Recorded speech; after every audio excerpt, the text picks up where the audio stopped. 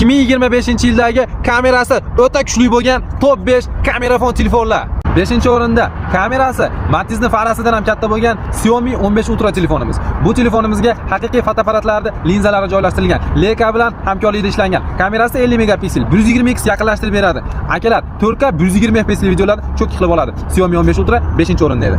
4-o'rinda bo'lsa Sauzi ranglik iPhone 17 Pro Max telefoni. Bu telefonimizning kamerasi 48 megapiksel, 25x yaqinlashtiradi hamda 4K 120 fps videolar cho'tki qilib beradi. iPhone 17 Pro Max reytingimiz 4-o'rinda edi. 3-o'rinda Oppo Find X8 Ultra telefoni. Telefonimizning kamerasi 50 megapiksel, Sony bilan hamkorlikda ishlangan, 120x yaqinlashtiradi, 4K 120 fps videolar cho'tki qilib beradi. Oppo reytingimiz 3-o'rinda edi. Oppo. 2-o'rinda Huawei Pura 80 Ultra 50 megapiksellik kamera, qimirlaydigan kamera, har bitta rangda o'zini rangida ko'rsatib beradigan kamera. Akalar, telefonimizning kamerasi 100x yaqinlashtirib beradi. 4K 120 fps videolar olib bera olmasa ham 4K 60 fps videolar olib beradi. Telefonning kamerasi prosta fotoapparat. Huawei Pura 80 Ultra 2-o'rinda edi.